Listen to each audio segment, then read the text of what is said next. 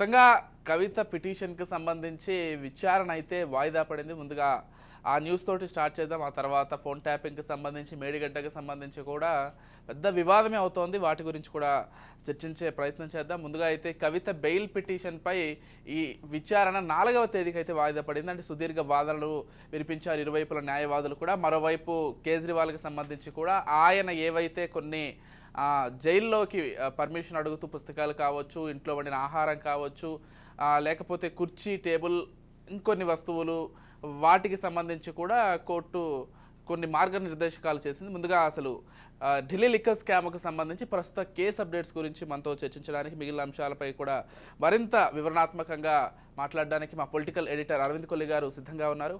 వారిని అడిగి మరిన్ని విషయాలు తెలుసుకునే ప్రయత్నం చేద్దాం. Good morning Aravind. Good morning Vijay. ఏదైతే కవిత కేసుకి సంబంధించి 4వ తారీఖు విచారణ వాయిదా పడింది. మరోవైపు కేజ్రీవాల్ అప్డేట్ కూడా వచ్చింది.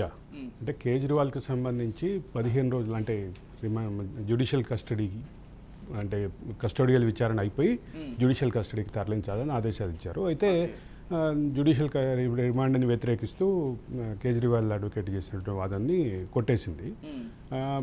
దానికి ప్రధానంగా చూపిస్తున్నటువంటి అంశాలు ఏంటంటే ఆయన అంటే ఇన్ఫ్లుయెన్స్ చేయగలిగేటటువంటి, విచారణని ఇన్ఫ్లుయెన్స్ చేయగలిగేటటువంటి పదవిలో ఉన్నారు కాబట్టి ఆయన్ని అవకాశం ఇవ్వద్దు అనేది ప్రాసిక్యూషన్ వాదన.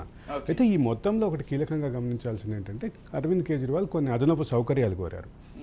భగవద్గీత పుస్తకం కావాలని కోరారు. అట్లాగే జర్నలిస్ట్ నీరజ రాసినటువంటి హౌ ప్రైమ్ మినిస్టర్స్ డిసైడ్ అనే పుస్తకం అడిగారు. అదేంటంటే అదొక కరెంట్ అఫైర్స్కి సంబంధించినటువంటి ఒక విశ్లేషణాత్మకమైనటువంటి పుస్తకం. ఇన్ఫ్యాక్ట్ నేను కూడా నీరజాన్ని 3-4 సార్లు కలిశాను.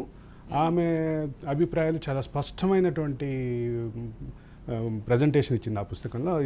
అనుకోకుండా ఆ పుస్తకాన్ని కొంత చదివాను కాబట్టి ఇంకా దానికి సంబంధించిన సమాచారం నా దగ్గర ఉంది.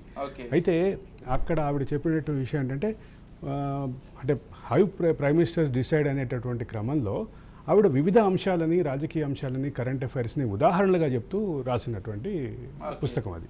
అయితే దానికి సంబంధించి అదొకటి అడిగారు. దాంతోపాటుగా అదనపు సౌకర్యాలు కొన్ని అడిగారు. దీన్ని సహజంగానే కవిత అంటే ఎమ్మెల్సీ కవితకే ఇచ్చినప్పుడు ఒక ముఖ్యమంత్రికి ఇవ్వటంలో దాంట్లో పెద్ద ఆశ్చర్యపోవాల్సినటువంటి విషయం అయితే లేదు. అయితే అదనపు సౌకర్యాలు అడిగారు. ఇక్కడ మళ్ళీ మనం మొదటి నుంచి మాట్లాడుతున్న అంశం మళ్ళీ చర్చకు వచ్చింది. నిన్న ఆ చర్చ కొంచెం ఉధృతమైంది. అది ఏంటంటే అంటే ముఖ్యమంత్రి జైలు నుంచి పాలన చేయొచ్చా, exactly how business rules will be implemented. Business rules అంటే ప్రభుత్వ వ్యవహారాన్ని మొత్తాన్ని బిజినెస్ రూల్స్ అంటారు. దానికి సంబంధించినటువంటి ఫైల్ మూమెంట్ ఏ దశలో ఎవరెవరి దగ్గర నుంచి పాస్ అవుతుంటే వాళ్ళు ఇనిషియల్ వేయాలి. అట్లా ముఖ్యమంత్రి దగ్గరికి ఫైల్ వెళ్ళాలి. ముఖ్యమంత్రి కూడా ఇనిషియల్ వేయాలి. విషయం ఏంటంటే ముఖ్యమంత్రి కూడా ఇనిషియల్ వేయాలి. రిమార్క్స్ రాయాలి. ఏదైనా పర్టికులర్ రిమార్క్స్ ఉంటే రిమార్క్స్ రాయాలి. దీన్ని నోట్ ఫైల్స్ అంటారు. ఈ నోట్ ఫైల్ ప్రాసెస్ ఎట్లా చేస్తారు అనేది ప్రధానమైన చర్చ.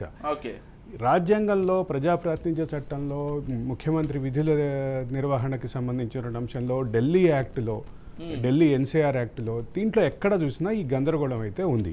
దీనిపైన ఇప్పటి వరకు ఎవరు న్యాయ నిపుణులు మాట్లాడలేదు. నిన్న మొదటిసారిగా ఒక అడ్వకేట్ అయినటువంటి, గతంలో Tihar jail PRO public relations ఆఫీసర్గా పనిచేసినటువంటి ఒక లాయర్ అయితే వచ్చి దాని మీద మొదటిసారిగా మాట్లాడారు. ఇప్పుడు నేను అడిగినట్లుగానే ఈ బిజినెస్ రూల్స్ అన్నిటికీ ప్రొవిజన్ లేదు. ఇప్పుడు జైలు మాన్యువల్ దీనికి విరుద్ధమైనటువంటి భావం చెప్తుంది అనేది ఆయన మాట. ఈ మొత్తం ప్రాసెస్లో ఎక్కడ ఆగుతుంది అనే దగ్గర మళ్ళీ వచ్చి అక్కడే వివాదం ఆగుతుంది. రాజ్యాంగంలో క్లారిటీ లేదు, ప్రజాప్రాతినిధ్య చట్టంలో క్లారిటీ లేదు, ఎన్సీఆర్ యాక్ట్లో క్లారిటీ లేదు, ఎక్కడా క్లారిటీ లేదు. కాబట్టి దీనిపైన ఏదో ఒక కంక్లూజన్ అయితే రావాల్సినటువంటి అవసరం ఉంది. ఇక కవిత విచారణకు సంబంధించి కవిత కేసులో నిన్న వాయిదా పడింది. ఏదైతే బెయిల్ పిటిషన్ ఉందో బెయిల్ పిటిషన్ వాయిదా పడింది. బెయిల్ పిటిషన్ మీద విచారణ 4వ తారీఖు జరుగుతుంది కాబట్టి దానికోసం అంటే అదే సందర్భంలో కవిత చెప్తున్నటువంటి వాదనలు ముఖ్యంగా చూడాలి. నా కొడుక్కి 11వ తరగతి పరీక్షలు జరుగుతున్నాయి కాబట్టి నాకు అప్పటి వరకు అయితే మధ్యంతర బెయిల్ అన్నా ఇవ్వమని చెప్పేసి దాని విషయంలో 11వ తరగతి పరీక్షలు, దానికి సంబంధించినటువంటి అంశానికి వస్తే అసలు ప్రాథమికమైనటువంటి అరెస్టు రూల్స్ పాటించకుండా తెలంగాణలో గత 10 ఏళ్లలో ఎన్ని అరెస్టులు జరిగినాయి? ప్రాథమికమైన ఒకటి ప్రైమా ఫేసి, అరెస్ట్లో ప్రధానంగా చూసేది prima facie and appropriate section. ఇక్కడ నుంచి మొదలు పెడితే చాలా చాలా అంశాలు ఉంటాయి. వీటినితో పాటు జైలు నిబంధనలు కూడా పాటించకుండా చేశారనేది కొన్ని ఆరోపణలు ఉన్నాయి కొంతమంది వ్యక్తుల మీద. ఆరోపణలు చేసిన వ్యక్తుల్లో ఇప్పుడు ముఖ్యమంత్రి రేవంత్ రెడ్డి దగ్గర నుంచి చాలా మంది ఉన్నారు. కాబట్టి ఈ మొత్తం వివాదంలో కీలకంగా ఉన్నటువంటి అంశం ఏంటంటే గతంలో మీరు పాటించని ఇప్పుడు ఎందుకు అంటే అడుగుతున్నారు అనేది చర్చ వస్తుంది సహజంగానే. బట్ ఓవరాల్గా చూస్తే మాత్రం కవిత కేసులో 4వ తారీఖు ఒక క్లారిటీ వచ్చే అవకాశం ఉంది.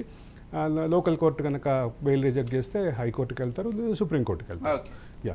లేకపోతే మేడిగడ్డకు సంబంధించి మేడిగడ్డపై కూడా ఒక బిగ్ అప్డేట్ వచ్చిందని చెప్పుకోవాలి. మేడిగడ్డపై మాజీ ఎన్సీకి విజిలెన్స్ అండ్ ఎన్ఫోర్స్మెంట్ అయితే ప్రశ్నల వర్షం కురిపించింది.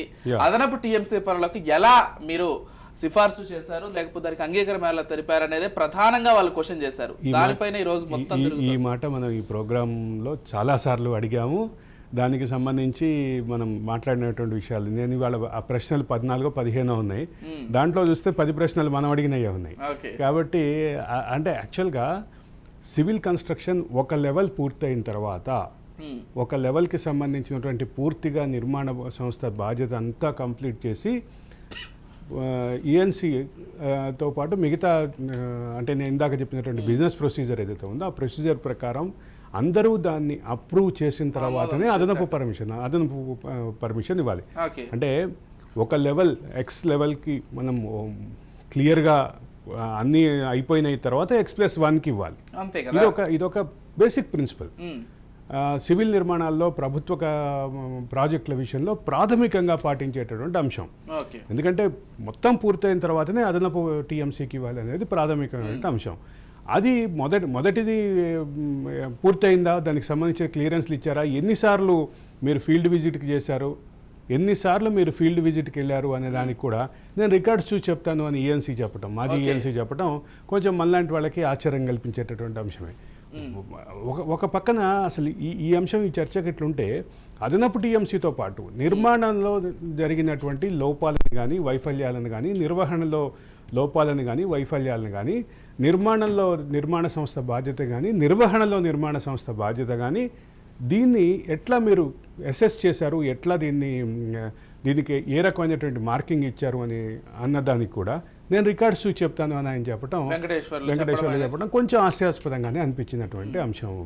అయితే అంటే మరోవర్ మీరు అన్నట్లుగా ఒక బేసిక్ ప్రిన్సిపల్ ని పాటించకుండా దాని గురించి అడిగితే కూడా రికార్డులు చూసి చెప్తాను దాటవేసే ప్రయత్నం, రికార్డులు చూస్తే చెప్తా అన్న ఒకటే మాట ఒకటే సమాధానం వచ్చింది అనేది మనకు అందుతుంది.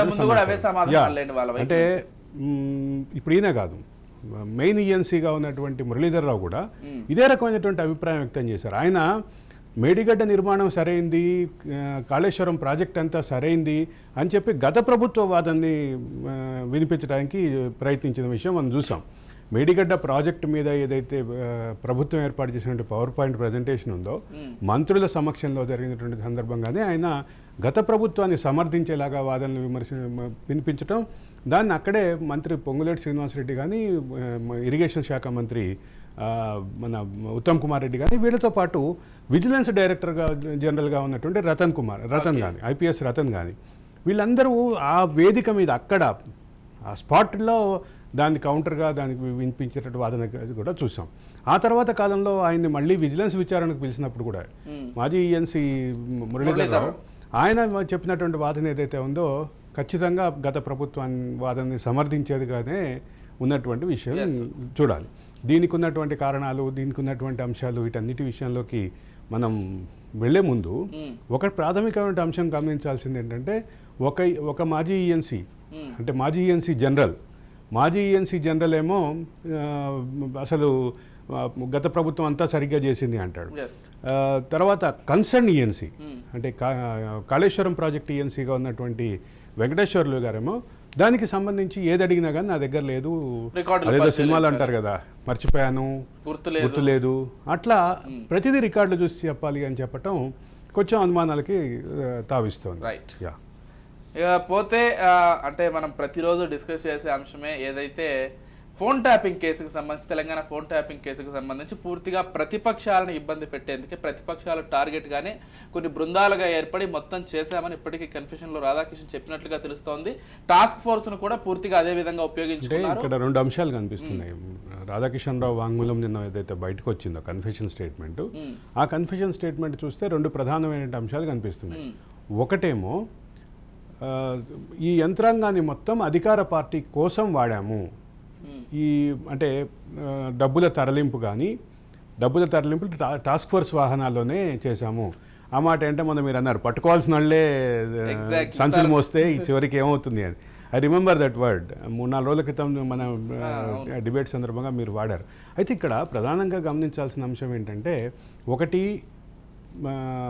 రాధాకిషన్ రావు ఆధ్వర్యంలో task force team, task force వాహనాలు అధికార పార్టీ కోసం పనిచేశాయి అనేటటువంటి అంశం. రెండో పక్క అధికార పార్టీ ఎవరెవరినైతే టార్గెట్ చేయాలనుకుంటుందో, అధికార పార్టీ ఎవరెవరినైతే ఇబ్బంది పెట్టాలనుకుంటుందో, అధికార పార్టీ ఎవరెవరి వ్యవహారాల్ని, ఎవరెవరి బిజినెస్ వ్యవహారాల్ని ట్యాప్ చేసి తెలుసుకుని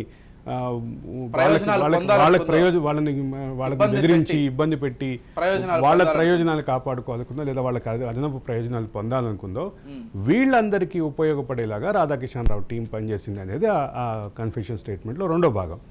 ఈ రెండో కూడా అల్టిమేట్గా బీఆర్ఎస్కి ఉపయోగపడేటటువంటి పనులు చేశాము అని చెప్పకనే చెప్పారు. చెప్పిన క్రమంలో కొంతమంది బీఆర్ఎస్ నాయకుల పేర్లు కూడా చెప్పారనేది కన్ఫెషన్ స్టేట్మెంట్లో అర్థమవుతుంది. వ్యక్తుల పేర్లు కన్ఫెషన్ స్టేట్మెంట్లో కనిపించకపోయినప్పటికీ ఆ రకమైనటువంటి భావం అయితే కన్ఫెషన్ ఇంకా ఇవ్వాల్సి ఉంది కూడా. కన్ఫెషన్ ఇప్పటివరకు ఇచ్చింది అంటే చెప్పబోయే పేర్లు కూడా ప్రాథమికమైనటువంటి కన్ఫెషన్ అది. ఇప్పుడు మళ్ళీ మరింత లోతుగా వెళ్తారు, మరింత లోతుగా దానికి సంబంధించినటువంటి మూలాలకు వెళ్తున్నారు. ప్రతి దశలోనూ, ప్రతి స్టేజ్లోనూ, ప్రతి అంశంలోనూ దాన్ని గ్రౌండ్ లెవెల్ దాకా వెళ్ళేటటువంటి ఉద్దేశం ప్రభుత్వానికి కనిపిస్తోంది. దీన్ని ఒక పక్క ఇది ఇట్లా ఉంటే, గతంలో మన కేటీఆర్ మాట్లాడిన మాటలు మనం చూసాం. నలుగురు లంగాగాళ్ళ ఫోన్లు ట్యాప్ చేస్తే ఏమవుతుంది అని కొద్దిగా ఈజీగా తీసుకునేటువంటి అంశం. దాని కొనసాగింపుగా నిన్న జగదీశ్వర్ రెడ్డి అదే రకమైనటువంటి భావం వ్యక్తం చేయటం, జగదీశ్వర్ రెడ్డి అదే రకమైనటువంటి భావంలో ఇంకాస్త ముందుకెళ్ళి వ్యక్తం చేయటం కూడా ఖచ్చితంగా గమనించాలి. ఇక్కడ కీలకమైనటువంటి వ్యాఖ్యగా, కీలకమైనటువంటి అంశంగా భావించాల్సింది ఏంటంటే, చాలా లైట్ సబ్జెక్టుగా తీసుకోవటానికి, లైట్ సబ్జెక్టుగా దీన్ని మలచడానికి బీఆర్ఎస్ ప్రయత్నం చేస్తుంది. తీసుకోవడానికి కాదు, ప్రొజెక్ట్ చేయడానికి. ప్రజల ముందు ఏంటి ఇది ఒక విషయమేనా అన్న ప్రొజెక్ట్ చేసే క్రమంలో ఇది కూడా ఒక అంటే ఇదేదో డైవర్షన్ పాలిటిక్స్ అని చెప్పి రకరకాల ఉద్దేశాలతోటి కనిపిస్తుంది. ఇక్కడ ఈ మొత్తం చర్చలో వ్యక్తులకి సంబంధించినటువంటి వ్యక్తిగత స్వేచ్ఛ హరించబట్టంతో పాటు కొంతమంది వ్యాపారస్తులు, కొంతమంది రాజకీయ నాయకులు, కొంతమంది జర్నలిస్టులు, కొంతమంది ఉద్యమకారులు, కొంతమంది లాయర్లు, చివరికి జడ్జిల ఫోన్లు కూడా ట్యాప్ చేశారనేది ఆరోపణలు. గవర్నర్ ఫోన్ ట్యాప్ చేశారనేది ఆరోపణ. అదే సొంత కుటుంబ సభ్యుల ఫోన్ చేశారు. వీటిని ఇంత సింపుల్గా తీసేటి, ఇప్పుడు టీఆర్ఎస్ నాయకులు ఏదో దాన్ని సింపుల్గా తీసేసి లైటర్ వెన్లో తీసుకోమని అందరికీ చెప్తున్నారు, కానీ అది అంత సింపుల్గా తీసుకునేటటువంటి విషయంగా అయితే కనిపించట్లేదు. అండ్ మోరోవర్ వాళ్ళు ఇప్పుడు ప్రభుత్వానికి సంబంధించి ఏమైనా వాళ్ళ లోపాలు ఎత్తి చూపితే ఎవరు కాదనరు, మీరు సరిగ్గా పరిపాలించట్లేదని, లేకపోతే 6 గ్యారంటీలకు సంబంధించి ప్రశ్నించమని అడుగుతున్నాం మనం కూడా. ప్రతిపక్ష నేతలుగా వాళ్ళకి హక్కు ఉంది, కాకపోతే మీరు చేసిన తప్పుల్ని అసలు అవి తప్పులు కాదని ప్రతిపక్ష నాయకులుగా ప్రతిపక్ష పాత్ర సక్రమంగా పోషిస్తే తెలంగాణ సమాజం హర్షిస్తుంది. తెలంగాణ సమాజం ఖచ్చితంగా హర్షిస్తుంది. మీరు నిజంగానే నిజమైన ప్రతిపక్ష పాత్ర పోషిస్తే, గతంలో తెలంగాణ ఉద్యమ సమాజంలో కూడా సరైనటువంటి ప్రతిపక్ష పాత్ర పోషించలేదని కాంగ్రెస్ మీద కొంచెం అసంతృప్తి ఉండేది. కాంగ్రెస్ ప్రధాన ప్రతిపక్షం అయినప్పటికీ 10 ఏళ్లలో సరైనటువంటి ప్రతిపక్ష పాత్ర, కలెక్టివ్ ప్రతిపక్ష పాత్ర, సమిష్టి ప్రతిపక్ష పాత్ర పోషించలేదని తెలంగాణ ఉద్యమకారులో కానీ, తెలంగాణ సమాజంలో కానీ, తెలంగాణ మేధో సమాజంలో కానీ వీళ్ళందరిలో కొంత అసంతృప్తి ఉండేది. కానీ ఆ అసంతృప్తిని కూడా కాదని కాంగ్రెస్కి పట్టం కట్టారు. ఇప్పుడు కాంగ్రెస్ అధికారంలో ఉన్నప్పుడు ప్రధాన ప్రతిపక్షంగా ఉన్నటువంటి బీఆర్ఎస్ ఆ పాత్ర పోషిస్తే ఇదే సమాజం హర్షిస్తుంది. ఇదే సమాజం నిజంగానే అంటే ఒక పర్ఫెక్ట్ అపోజిషన్ పాత్ర, ఒక కీలకమైనటువంటి అపోజిషన్ పాత్ర పోషిస్తే క్రియాశీలకమైన అపోజిషన్ పాత్ర పోషిస్తే ఖచ్చితంగా చేస్తుంది. ఇవాళ మీ మీద వచ్చినటువంటి ఆరోపణలు, మీ మీద గతంలో మీరు చేసినటువంటి తప్పులకు సంబంధించిన అంశాన్ని సమర్థించుకోవటం కోసం మాత్రమే ప్రతిపక్షంగా మిగులుతాము అంటే మాత్రం తెలంగాణ సమాజం మళ్ళీ అసలు వాళ్ళని వాళ్ళే కేసీఆర్ పట్ల, ప్రశ్నించుకోవాల్సిన అవసరం కేసీఆర్ కూడా పట్ల, ఉంది. కేటీఆర్ పట్ల, బీఆర్ఎస్ పార్టీ పట్ల అదే రకమైనటువంటి భావం వ్యక్తం చేసేటటువంటి అవకాశం అయితే మరింత Yeah. దిగజారే అవకాశం కూడా ఉంది. ఖచ్చితంగా. ఆల్రెడీ అటువంటి భావం ఎంత వ్యక్తం చేయాలో అంత వ్యక్తం చేశారు. ఖచ్చితంగా ఇప్పటికైనా కానీ ఆ రకమైనటువంటి అభిప్రాయం అయితే, అంటే కేసీఆర్ కుటుంబ సభ్యురాలు అరెస్ట్ అయితే ఈ తెలంగాణ సమాజం ఎవరు స్పందించలేదు అంటేనే తెలంగాణ సమాజానికి కేసీఆర్ కుటుంబం ఎంత దూరం అయిందంటానికి ఇంతకంటే నిదర్శనం అక్కర్లేదు. రాజకీయాలు పక్కన పెడదాం, కేసీఆర్ అంటే తెలంగాణకు ఒక ఎమోషన్గా భావించారు, కేసీఆర్ కుటుంబాన్ని సొంత కుటుంబంగా భావించారు. అటువంటి స్ట్రీమ్ నుంచి, అంత ప్రధాన స్రవంతి నుంచి ఈరోజు కేసీఆర్ కుటుంబం, కేసీఆర్ పార్టీ మెయిన్ స్ట్రీమ్ నుంచి దూరం అయిపోయినటువంటి ప్రస్తుత పరిస్థితుల్లో ఇటువంటి ప్రకటనల ద్వారా ఇంకాస్త దూరం అవుతారు తప్ప తెలంగాణ ప్రధాన స్రవంతిలో, ప్రధాన జీవన స్రవంతిలో, ప్రధాన రాజకీయ స్రవంతిలో ఉండేటటువంటి అవకాశాలు కొంచెం ఇబ్బందికరంగానే ఉంటాయి. అంటే కేటీఆర్ లాంటి ఒక వ్యక్తి మాజీ మంత్రిగా, అసలు మీరు ప్రతిసారి ప్రస్తావింటారు షాడో ముఖ్యమంత్రి అని ప్రస్తావిస్తుంటారు. అటువంటి ముఖ్యమంత్రి, Yes. నేను పెట్టిన పేరు అండర్ ట్రైన్ ముఖ్యమంత్రి, ఇంకో విధంగా షాడో ముఖ్యమంత్రి కూడా కూడా చెప్పుకోవచ్చులేండి. మొత్తంగా ఆయన చుట్టే తిరిగింది గతంలో. కాబట్టి అటువంటి ఒక వ్యక్తి విచారణ ఇంకా వేగవంతంగా జరగాలి, దోషులు ఎవరైనా పట్టుకోవాలనే కామెంట్స్ చేయకుండా నలుగురు లంగాలు దొంగల ఫోన్లు ట్యాప్ చేశారు, అందులో ఏముందని చెప్పడం మాత్రం ఖచ్చితంగా దానికి రివర్స్లో, అంటే నేను ఈ మాట మాట్లాడడానికి కొంచెం ఇబ్బందికరంగానే ఉంది. నలుగురు పోలీసు లంగాలను పట్టుకుంటే అసలు ఖద్దరు లంగాలు బయటకు వస్తున్నారని విస్తృతంగా వాట్సాప్లో, సోషల్ మీడియాలో విస్తృతంగా తిరిగినటువంటి మాట. అంటే ఈ మాట నేను అంటానికి కొంచెం ఇబ్బంది పడుతున్నాను. అంటే నేను ఇక్కడ లైవ్ షోలో మాట్లాడటానికి ఇంత ఇబ్బంది పడుతుంటే ఈ మాట మాట్లాడటానికి కేటీఆర్ ఎక్కడ ఏమీ ఇబ్బంది పడలేదు. ఆయన చాలా బోల్డ్గానే ఆ మాట మాట్లాడారు. అంటే బోల్డ్గా ఎందుకంటున్నానంటే అసలు ఆ గిల్టీ ఫీలింగ్ కేటీఆర్లో ఎక్కడ కనిపించట్లేదు కాబట్టి ఈ మాట సాధారణమైనటువంటి పదంగా వాడేశారు.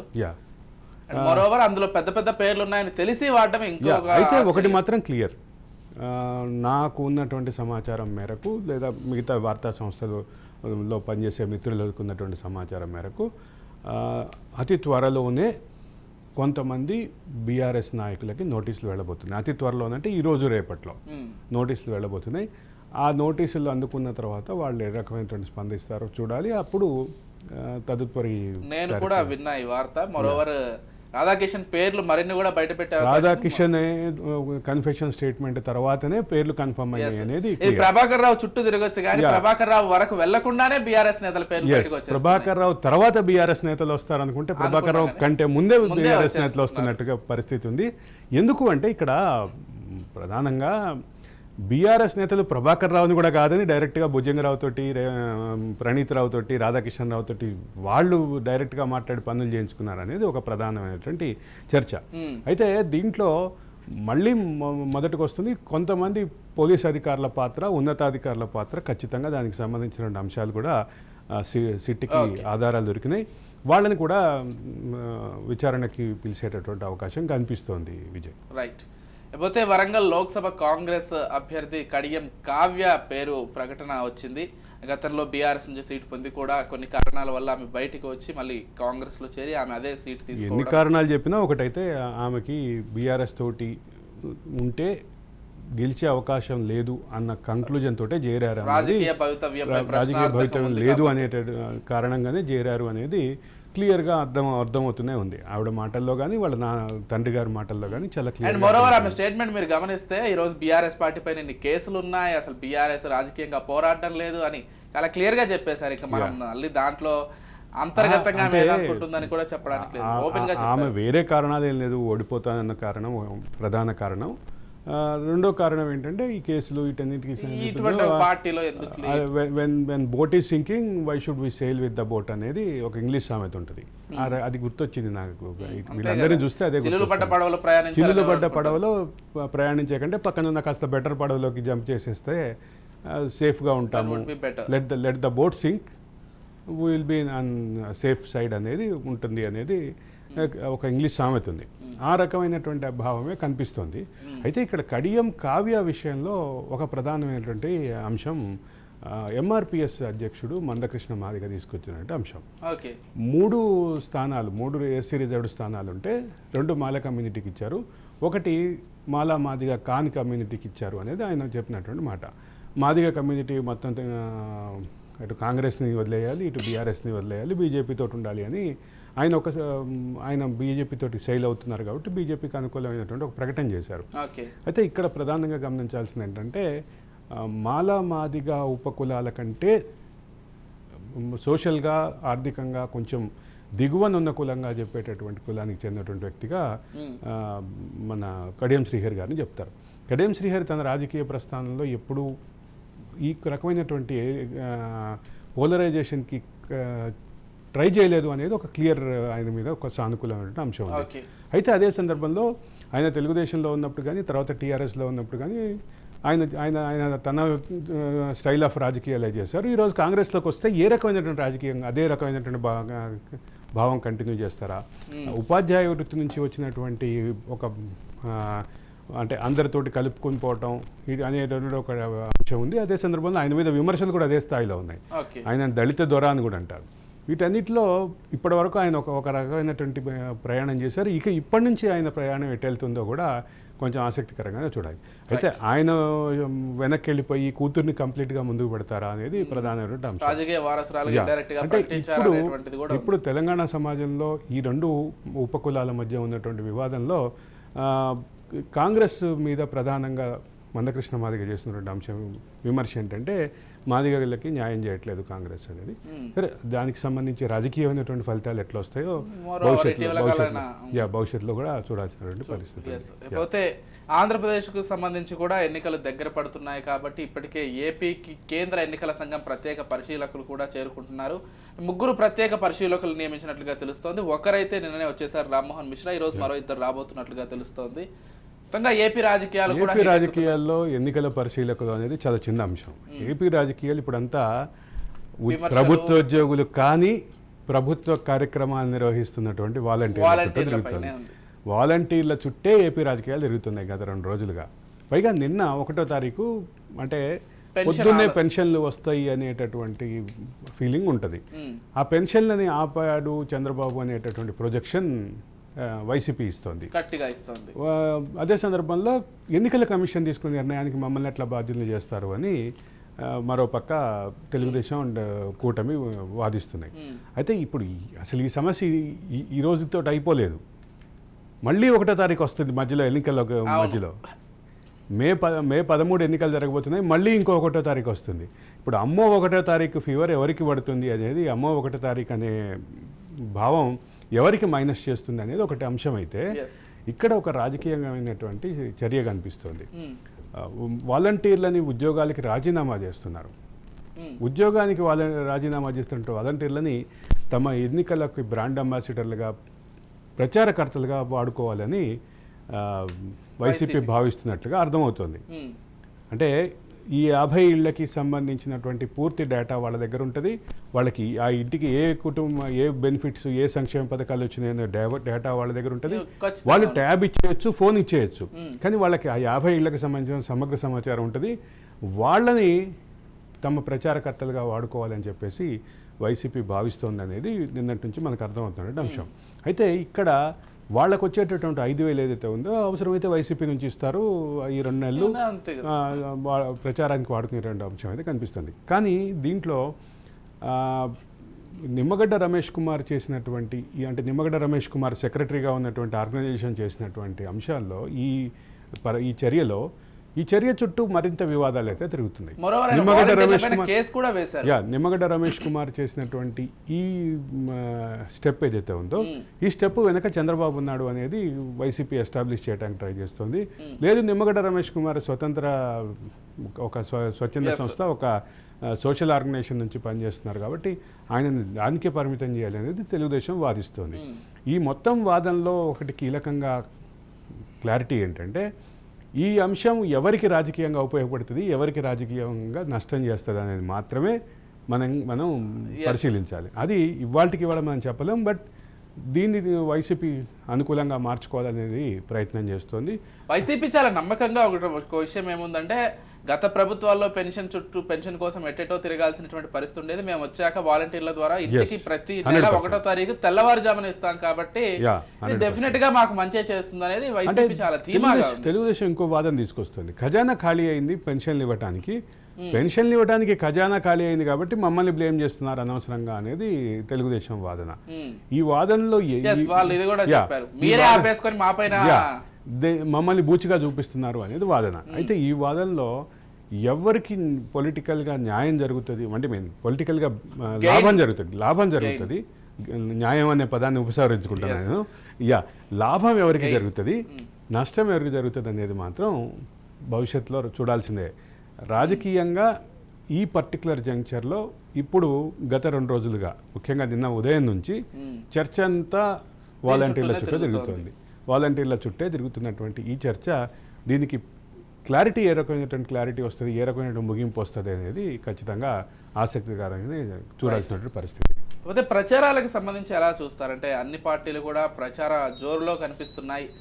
చంద్రబాబు, పవన్ కళ్యాణ్, జగన్మోహన్ రెడ్డి, అటు షర్మిల కావచ్చు, లేకపోతే బీజేపీ అందరూ కూడా ప్రజాక్షేత్రంలో అంటే ఇక్కడ ఈ మొత్తంలో ఒకటి కీలకంగా గమనించాల్సింది, పవన్ కళ్యాణ్కి సంబంధించి ఒక స్టేట్మెంట్ చూశాను నేను. నన్ను గెలిపించే బాధ్యత చంద్రబాబు వర్మకు అప్పగించారు అని. వర్మ అనే తెలుగుదేశం పార్టీ ఆశావాహుడు ఎవరైతే ఉన్నారో ఆయన అనుచరులు ఏదైతే ఆగ్రహం వ్యక్తం చేశారో, ఆయన అనుచరులు ఒక స్టెప్ ముందుకేసి పవన్ కళ్యాణ్ ఓడిస్తామని ప్రకటన చేశారో, అటువంటి వాళ్ళు ఈరోజు పొత్తు ధర్మం ప్రకారం, పొత్తు అవసరం ప్రకారం ఆ పొత్తులో భాగంగా పవన్ కళ్యాణ్ని గెలిపించాల్సిన అవసరం అని ఫీల్ అవుతున్నారు. అదే సందర్భంలో నన్ను గెలిపించే బాధ్యతని పూర్తి స్థాయిలో వర్మకి ఇచ్చారు అని. అంటే నాదొక అనుమానం అండి, ఇక్కడ పవన్ కళ్యాణ్ వైపు నుంచి అలా అనుకుని ఉండొచ్చు కానీ వర్మ వైపు నుంచి వర్మ యాక్టివ్ గానే పార్టిసిపేట్ చేసినట్టుగా కనిపిస్తోంది. చూడాలి. అంటే ఇప్పుడు ఈ దేంట్లో అయినా ఇవాళ పరిస్థితిలో రాజకీయాల్లో మనం చేసేటటువంటి విశ్లేషణ కానీ మన అబ్జర్వేషన్స్ కానీ ఒక ఎండ్ వరకే ఉంటాయి. ఇక తర్వాత దానికి సంబంధించినటువంటి ఏ రకమైనటువంటి ఇన్వాల్వ్మెంట్ ఉంటుంది వర్మది, ఇద్దరు కలిసి పనిచేస్తారా లేదా, ఏ రకమైనటువంటి ముందుకు తీసుకెళ్తారు. ఒకటి మాత్రం ఖచ్చితం, పవన్ కళ్యాణ్ గతంలో లాగా కాకుండా ఈసారి ఖచ్చితంగా నియోజకవర్గంలో తిరిగి తాను గెలిచేటువంటి అవసరం ఎంతైనా ఉంది. లేకపోతే ఆయన రాజకీయ భవితవ్యం మాత్రం ఖచ్చితంగా ప్రశ్నార్థకంగానే మారే అవకాశం ఉంది. ఎందుకంటే పవన్ కళ్యాణ్ మీద ప్రధానమైనటువంటి అంశం అంటే ఆయన వ్యక్తిగత అంశాలతో పాటు, ఆయన రాజకీయపరమైన అంశాలతో పాటు 2 చోట్ల ఓడిపోయావు అనే మాటనే ప్రత్యర్థి పార్టీ గట్టిగా బలంగా వినిపిస్తున్నటువంటి పరిస్థితి. దాన్ని కౌంటర్ చేయాలంటే ఈసారి పవన్ కళ్యాణ్ ఖచ్చితంగా గెలవాల్సిన అవసరం. వైసీపీ ఎందుకంటే టీడీపీ నాయకులు కూడా కొంతమంది అన్నటువంటి సందర్భం అది. అంటే తానే గెలవలేదు, తన అన్నని గెలిపించుకోలేదు, మమ్మల్ని గెలిపించేవాడా అని 2014 నుంచి మాట్లాడుతున్నమాట. వాళ్ళ అన్ననే గెలిపించుకోలేకపోయాడు, మమ్మల్ని గెలిపించేవాడా అయ్యాడా అనేది గతంలో తెలుగుదేశం వాళ్ళు కూడా వ్యాఖ్యానించేవాళ్ళు. ఆ తర్వాత క్రమంలో 2019 తర్వాత ఆ రకమైనటువంటి మాటలు కొంతమంది తెలుగుదేశం నాయకుల నుంచి కూడా వచ్చినాయి. వైసీపీ ఏమో ఇంకా అసలు ఇదే అంశాన్ని అంటే వైసీపీ టార్గెట్ చేసినటువంటి అంశాల్లో ఇదొక అంశం పవన్ కళ్యాణ్ విషయంలో. కాబట్టి ఎక్కువగా పవన్ కళ్యాణ్ టార్గెట్ చేశారు. పవన్ కళ్యాణ్ విషయంలో కూడా ఆయన వ్యక్తిగత విషయాలు, 2 చోట్ల ఓడిపోయిన విషయాన్ని ఎక్కువగా పదే ప్రస్తావించినటువంటి తీరు ఇది ప్రధానమైన అంశం. రైట్. యా చూద్దాం. అంటే మరిన్ని విషయాలకు సంబంధించి మళ్ళీ రేపటి చర్చలో చర్చించే ప్రయత్నం చేద్దాం. మీరు మొత్తంగా ఈరోజు అయితే ఏదైతే రాధాకిషన్ కన్ఫెషన్కి సంబంధించి కొంతమంది బీఆర్ఎస్ కీలకమైనటువంటి నేతల పేర్లు బయటకు వచ్చినట్లుగా తెలుస్తోంది. అంటే ఇవన్నీ కూడా కేవలం ప్రైమరీ స్టెప్స్ మాత్రమే. దీనికి మించి మరింత లోతుగా విచారణ జరిగే అవకాశం ఉంది. మరోవైపు ప్రభాకర్ రావుకు సంబంధించి కూడా విచారణ జరగాల్సి ఉంది. కాకపోతే ప్రభాకర్ రావు విచారణకు ముందే బీఆర్ఎస్ నేతల పేర్లు బయటకు వస్తుండడంతో బీఆర్ఎస్ నేతలు ఇప్పటికే కొంత టెన్షన్కు గురవుతున్నట్లుగా కూడా తెలుస్తుంది. చూద్దాం మరి ఈ విషయంలో ఎటువంటి అప్డేట్స్ రాబోతున్నాయో. మరోవైపు ఢిల్లీ లిక్కర్ స్కామ్కి సంబంధించి కూడా కవిత విచారణ వాయిదా పడింది కాబట్టి మళ్ళీ విచారణ ఎప్పుడు ఉండబోతోంది అనేది కూడా కొంత ఆసక్తికరంగానే ఉంది. విచారణ అంటే ఏదైతే బెయిల్ పిటిషన్కి సంబంధించి. ఇకపోతే ఆంధ్రప్రదేశ్లో రాజకీయాలు కూడా పూర్తి స్థాయిలో హీట్ ఎక్కాయని చెప్పుకోవాలి. ఇది ఇవాల్టి special discussion. Keep watching Raj news.